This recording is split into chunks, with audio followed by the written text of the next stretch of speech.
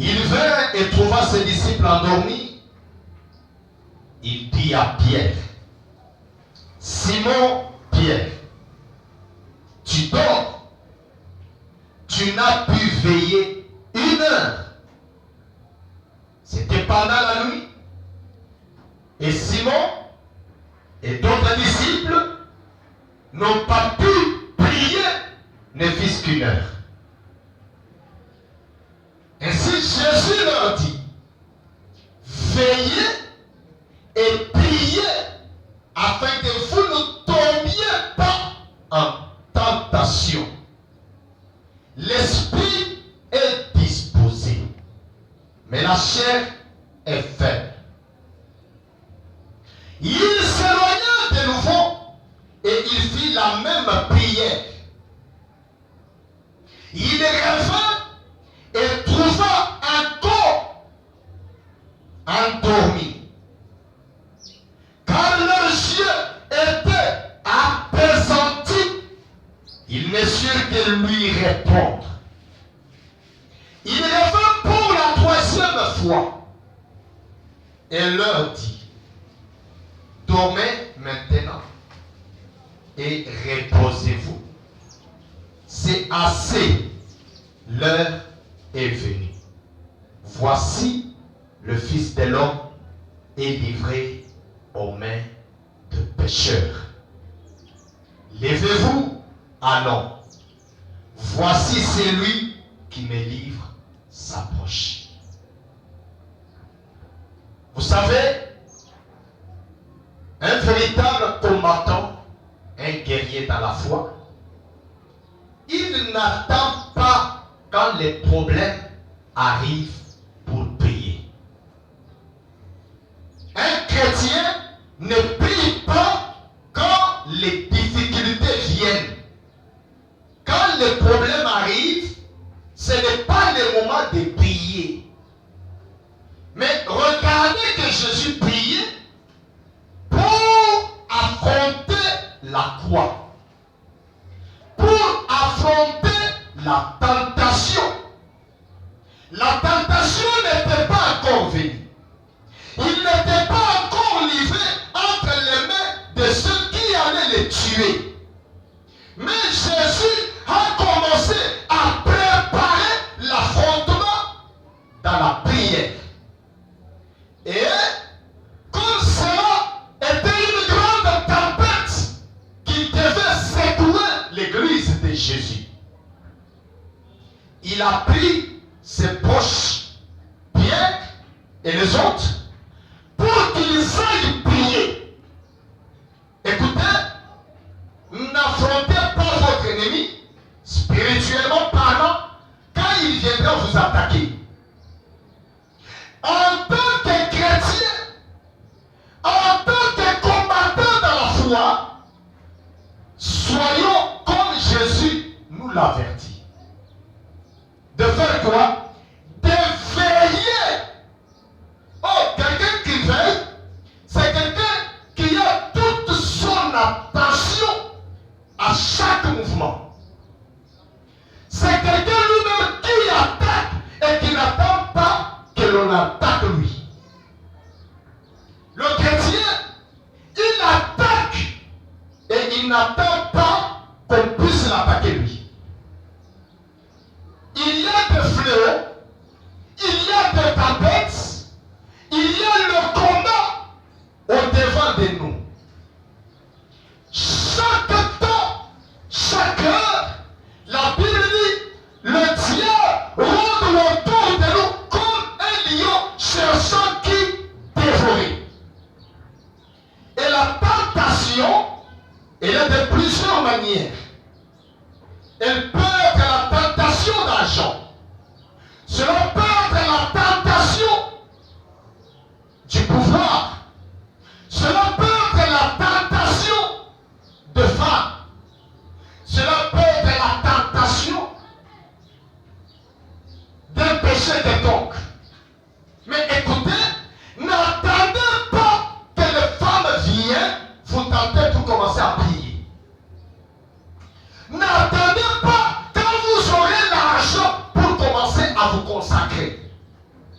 n'attendez pas, car ainsi le diable viendra avec un mouvement quelconque, une forme de péché, pour commencer à prier. Non, à chaque instant, à chaque heure, le diable rôde. Peut-être il viendra vous tenter par une mauvaise pensée. Ne vous attendez pas juste à voir quelque chose de matériel. Il viendra par une pensée, par un acte, par une parole, par le geste, par quelque chose d'autre. Mais écoutez, n'attendez pas pour connaître quelle forme de tentation il viendra. N'attendez pas de voir dans quelle forme il viendra vous tenter. Vous savez, vous pouvez être là. Le diable peut vous dire ce n'est que le travail. Et vous entrez dans le travail, vous commencez à cultiver une quelconque atmosphère. Et vous voyez bien que dans ce travail, il y a deux femmes qui peuvent vous faire tomber. Écoutez, n'attendez pas qu'on vous tente pour commencer. Et pour être sûr que c'était une tentation, non. La première des choses que Jésus insiste, c'est de veiller et puis prier. Donc, avoir grandement les yeux ouverts sur chaque mouvement de l'ennemi. Et amener cela dans la prière. Je dis, la seule façon pour nous de faire quoi? De vaincre la tentation. La Bible dit que Jésus a dit, veillez et priez afin que vous ne tombiez pas en tentation. Amen. Vous savez, la tentation, elle est là. C'est tout à fait normal que vous soyez tentés, d'une manière ou d'une autre. Mais écoutez, ce qui est péché, c'est quand vous obéissez à la tentation. Est-ce que l'église est avec moi? Vous pouvez avoir une mauvaise pensée à exécuter. Le diable peut injecter une mauvaise pensée. Le diable peut vous montrer quelque chose de mal sur un frère, sur une soeur, sur votre voisine et sur votre voisin. Mais écoutez, tout cela vous pouvez voir, même quand vous avez les yeux sur la route, vous voyez ceux qui sont mal habillés. Vous voyez des choses se commettre partout. Cela, c'est avec les yeux naturels. Mais le péché vient quand vous obéissez à la tentation. Et Dieu nous a donné la possibilité de vaincre la tentation. C'est dans la prière. C'est par la foi et c'est par la parole. Vous ne pouvez pas vaincre la tentation par le muscle. Vous ne pouvez pas vaincre la tentation par des citations. Mais vous allez vaincre la tentation par la foi, par la parole, ainsi que par la prière. Il y a quelque chose que Frère Branham dit. Dans la prédication, la divinité de Jésus-Christ, point 28, il dit, comment cela fait-il le sang de Dieu? Dieu n'a pas de sang. Comment cela a-t-il pu l'être? Parce que c'était le sang créateur de Dieu, qu'il créa dans le but de nous racheter. Et il vint et vécut dans le même corps qui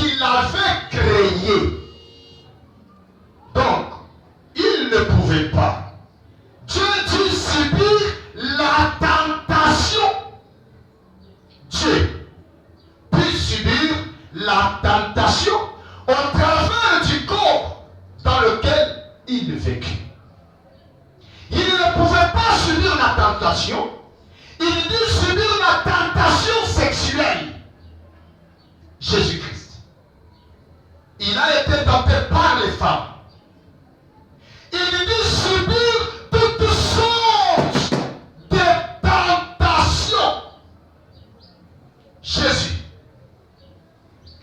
Il n'y a pas un péché que vous pouvez lire, Seigneur, pardonne-moi, puisque toi-même tu connais. Non. Lui-même est descendu dans un corps, il a goûté ce que c'est la tentation. Il a vécu tout cela. Et c'est la seule façon pour lui de compatir, puisque lui-même en a goûté. Lui-même a été tenté de cela. C'est ce que je veux dire. Jésus a été tenté. Et quand il vous voit venir dans la prière, il sait ce que c'est une tentation. Mais qu'est-ce qu'il veut? Il dit, il a été tenté par le diable en ce qui concerne les richesses. Est-ce que l'église est avec moi? Vous avez l'argent, l'envie, l'avarisme, l'égoïsme sont les choses qui sont derrière l'argent.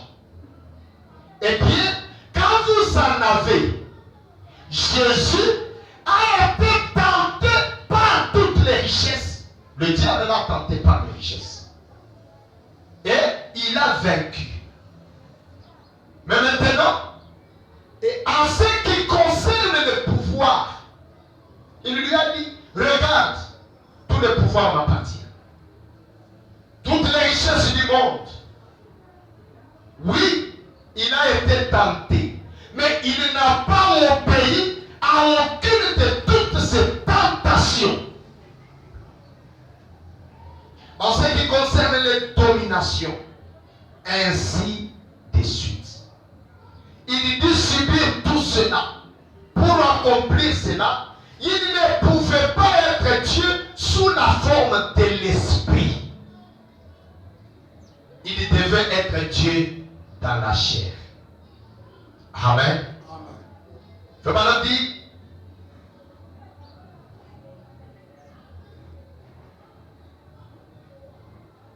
Dans l'âge de la Odyssée, au point 5.3. Ô élus de Dieu, prenez garde, étudiez attentivement. Nous étudions la parole. Faites attention. Mettez en œuvre votre salut avec crainte et tremblement. Est-ce que vous écoutez? Mettez votre salut avec crainte et tremblement. Appuyez-vous sur Dieu et soyez forts par sa puissance et non par notre puissance. Ne comptez pas sur vous.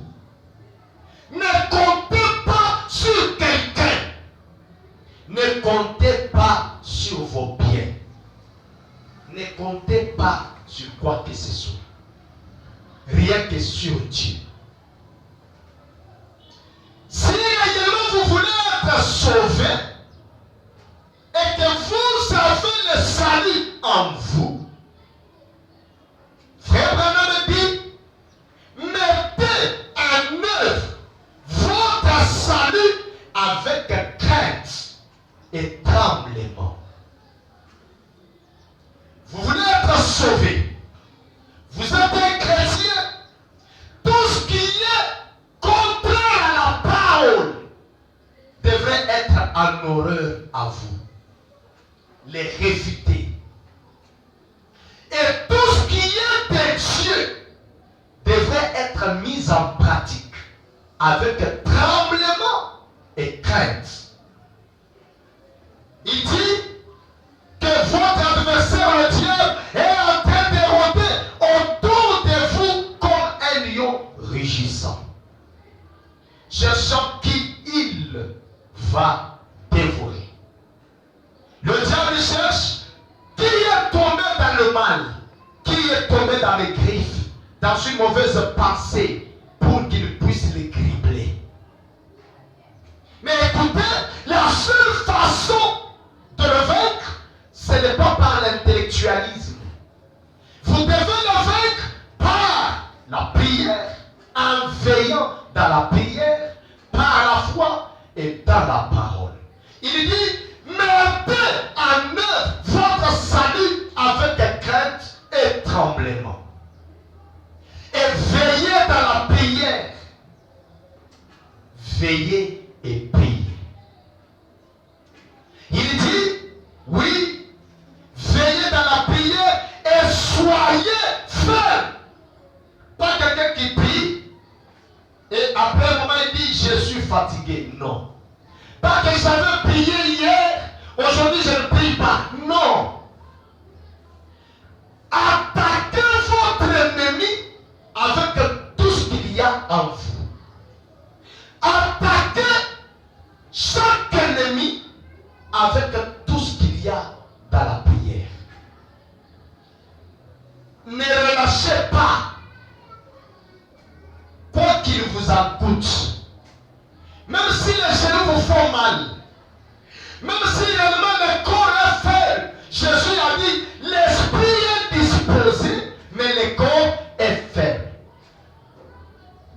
Ne suivez pas le caprice du corps, mais suivez votre âme.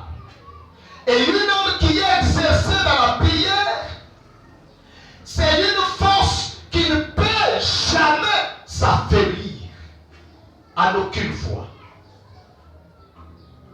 Peu importe la forme que prendra la tentation, veillez et priez. Peu importe dans quel état l'ennemi viendra à vous, veillez et priez. Peu importe le moment que vous traversez, veillez et priez. Peu importe les genres de difficultés autour de vous, la Bible dit veillez et priez. Peu importe la forme de la maladie, veillez et priez. La Bible dit dans une manière, au point 32, remarquez, mais il a dit, a-t-il dit, eh bien, frère Branham, si la guérison divine était incluse dans l'expiation, la maladie aurait été tellement anéantie qu'il n'y aurait aucune peine. J'ai dit, la tentation existe-t-elle? Il a dit, oui. J'ai dit, la peine existe aussi. Voyez, la tentation. Si l'expiation avait tellement anéanti le péché, il n'y aurait donc pas eu de tentation. Mais c'est par la foi que vous vainquez votre tentation. Amen, amen. C'est par votre foi que vous vainquez votre tentation. La tentation peut être petite. Et à chaque péché correspond la grandeur de la foi. Amen, amen. La foi est comme le ciel. La foi est comme la puissance de l'accélération dans le moteur, dans la chambre de combustion. Plus vous accélérez, plus aussi vous courez. Eh bien, votre foi, la grandeur de votre foi est la seule chose qui déterminera la victoire sur la tentation. Si la tentation est grande, libérez aussi une grande quantité de foi. Il dit ceci, c'est par la foi que vous vainquez votre peine. C'est dans l'expiation. Et je dis, nous n'allons pas en discuter. Je vais vous poser une question. la guérison divine est-elle dans la parole? Et il a dit oui. Il devait croire cela. Car Jésus a dit, les œuvres que je fais, tout ce que vous demanderez, que ce soit la guérison divine, c'est que c'est. Prions, croyez que vous l'avez reçu. Il a dit, c'est dans la parole. Mais ce n'est pas dans l'expiation. Si cela est donc dans la parole, c'est au-dessus de l'expiation. Amen. Vous voulez vaincre une peine, une difficulté, une forme quelconque de difficulté, le péché dans n'importe quelle autre forme. La seule façon de vaincre, c'est par la foi, dans la prière et par la parole. Un homme, un chrétien et un croyant ne se fatigue jamais de prier. Et Jésus dit,